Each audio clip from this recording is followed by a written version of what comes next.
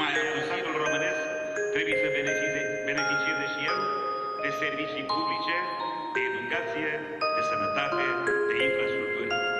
Incompetența guvernanților le face ineficiente. USL-ul va trebui să schimbe radical această situație. Să ne aducem aminte care a fost principalul nostru obiectiv strategic în procesul de aderare a Uniunii Europene, de problemele din sistemul financiar și pentru ieșirea din recesiune, să răspundă cererilor în favoarea unui sistem eficace de protecție socială.